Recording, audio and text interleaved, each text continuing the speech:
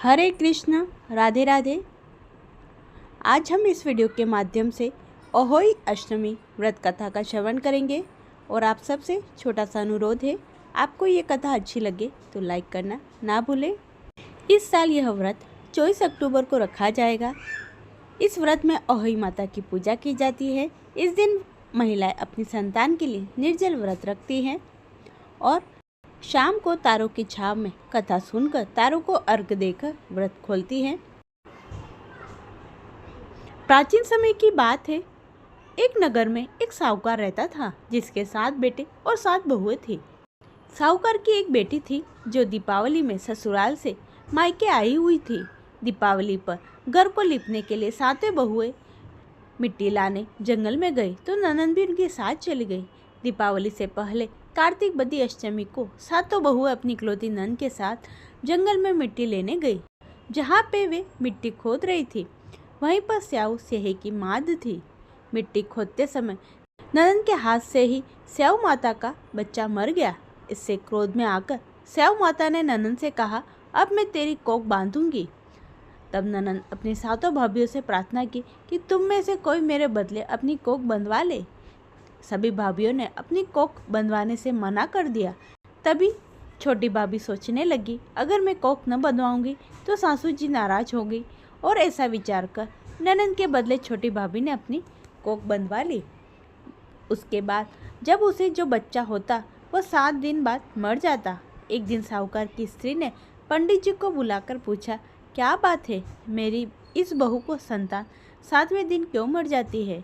तब पंडित जी ने बहू से कहा, तुम काली सुरही गाय की पूजा किया करो। उन्होंने बताया कि काली गाय स्याऊ माता की भाईली है, वह तेरी कोख छोड़ेगी और तेरा बच्चा जिएगा। छोटी बहू ने पूरी लगन से गाय की सेवा की।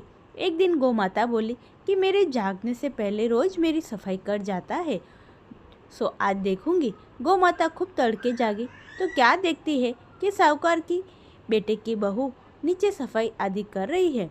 इससे गौ माता प्रसन्न हुई और बोला कि मैं तुझसे प्रसन्न हूँ, तुझे जो चाहिए मांग ले। तब साहूकार की बहू बोली, स्याऊ माता तुम्हारी भाईली है और उन्होंने मेरी कोख बांध रखी है, उनसे मेरी कोख को खुलवा दो। गौ माता ने कहा, अच्छा। तब गौ माता 7 समुद्र पार अपनी भाईली के पास उसको लेकर चली। रास्ते में कड़ी धूप थी, इसलिए दोनों एक पेड़ के नीचे बैठ गई। इतने में वहाँ एक सांप दिखाई दिया।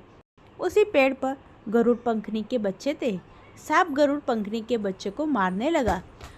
तब साहूकार की बहू ने सांप को मारकर ढाल के नीचे दबा दिया और बच्चों को बचा लिया। थोड़ी देर में गरुड़ पंखनी आई तो वहाँ खून पड़ा देखकर साहू की बहू को चोंच मारने लगी।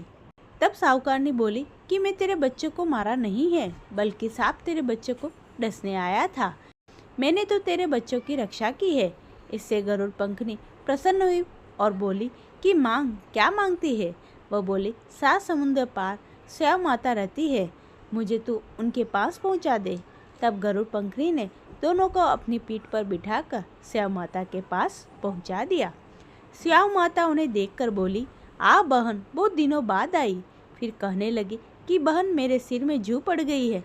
तब सुरही के कहने पर साहूकार की बहू ने सिलाई से उसकी जुएं निकाल दी।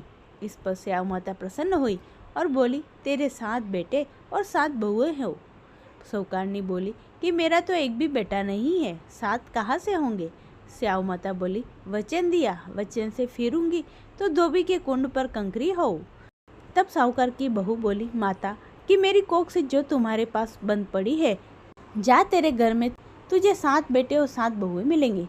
तू जाकर उजमान करना, 7 अहोई बनाकर 7 कढ़ाई करना। वह घर लौट कर आई तो देखा 7 बेटे और 7 बहुएं बैठी हेश व खुश हो गई। उसने 7 अहोई बनाई, 7 उजमान किए, 7 कढ़ाई की। दिवाली के दिन जेठानी आपस में कहने लगी, जल्दी जल्दी पूजा कर ले, कहीं छोटी बहू बच्चों को याद करके रोने न लगे। काफ़ी देर तक रोने की आवाज़ न आई तो जेठानी ने बच्चों को भेजा। बच्चों ने देखा और वापस जाकर कहा, चाची कुछ मार रही है, खूब उजमन हो रहा है। यह सुनते ही जेठानियाँ दौड़ी दौड़ी उसके घर गई और जाकर पूछने लगी, तुमने कोख कैसे छुड़ाई? वो बोली, तुमने तो कोख बंधाई नहीं, मैंने बंधा ली। अब स्याऊ माता ने कृपा करके मेरी कोख खोल दी है। स्याऊ माता ने जिस प्रकार उस साहूकार की बहू की कोख खोली, उसी प्रकार हमारी भी खोलियो, सबकी खोलियो, कहने वाले की और हुंकार भरने वाले तथा परिवार की सबकी कोख खोलिए। बोलिए अहोई माता की जय। जैसी कृपा अपने साहूकार की बहू पे की, वैसी कृपा व्रत करने वाले, कथा सुनने वाले, कथा पढ़ने वाले, हुंकार भरने वाले सब पर करना, सबकी मनोवांछित इच्छाएं पूर्ण करना। बोलिए अहोई माता की जय। अहोई अष्टमी के दिन गणेश जी की कथा का भी श्रवण किया जाता है और इस कथा के बिना यह व्रत अधूरा माना जाता है। अहोई अष्टमी की गणेश जी की कथा। एक बुढ़िया थी, उसका एक बेटा और बहू थे। वे बहुत ही गरीब थे। बुढ़िया माई रोज गणेश जी की पूजा करती थी। गणेश जी की हर रोज बुढ़िया से कहते, बुढ़िया माई कुछ मांग ले। बुढ़िया कहती, मैं क्या मांगूं? तो गणेश जी बोले, अपने बेटे से पूछ ले। तो बेटा बोला, माँ धन मांग ले। बहू से पूछने लगी तो बहू बोली, सासू जी पोता मांग लेना। बुढ़िया ने सोचा दोनों अपने मतलब की मांग रहे हैं, तो पड़ोसन से जाकर पूछा। वो पड़ोसन से जाकर बोली कि गणेश जी मेरे को बोले हैं कुछ मांग ले। तो पड़ोसन बोली, पगली क्यों तो मांगे धन और क्यों मांगे पोता, थोड़े दिन की जिंदगी है, अपने सुंदर काया मांग ले।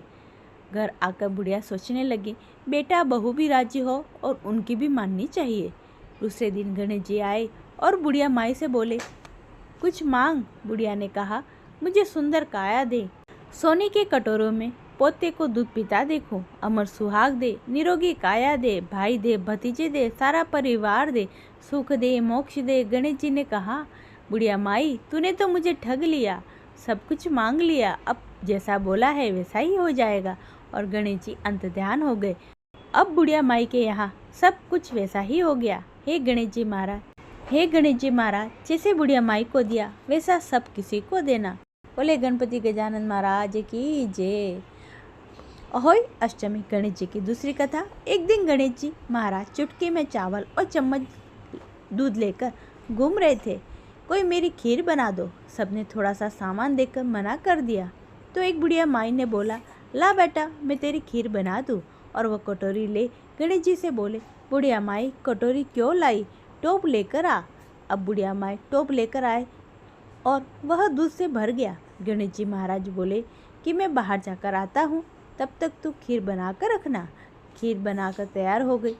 अब बुढ़िया माई की बहू के मुंह में पानी आ गया और वह दरवाजे के पीछे बैठकर खीर खाने लगे और खीर का एक छिटा जमीन पर गिर गया, जिससे गणेश जी का भोग लग गया। थोड़ी देर बाद बुढ़िया गणेश जी को बुलाने गई तो गणेश जी बोले, बुढ़िया माई मेरा तो भोग लग गया है। जब तेरी बहू ने दरवाजे के पीछे बैठकर खीर खाई, एक छिटा जमीन पर पड़ गया, सो मेरा तो भोग लग गया। तो बुढ़िया बाई बोली, बेटा अब इसका क्या करूं? गणेश जी बोले, सारी खीर अच्छे से खा पी कर सबको बांट देना और बचे तो थाली में डालकर छीके पर रख देना। शाम को गणेश महाराज जी आए और बुढ़िया को बोले, बुढ़िया मेरी खीर दो। बुढ़िया खीर लेने गए तो उस थाली में हीरे मोती हो गए। गणेश जी महाराज ने जैसी धन दौलत बुढ़िया माई को दी, वैसी सब किसी को देना और सबकी मनोवांछित इच्छाएं पूर्ण करना। बोलिए गणपति गजानन महाराज की जय। ये थी आज के अहोई माता की कथा और अहोई माता पे सुनी जाने वाली गणेश जी की कथा। आशा करती हूँ आपको अच्छी लगी होगी। इसे लाइक करें, चैनल को सब्सक्राइब कर ले और कमेंट में जय गणेश जी ज़रूर लिखना। सभी भक्तों को प्रेम भरा राधे राधे।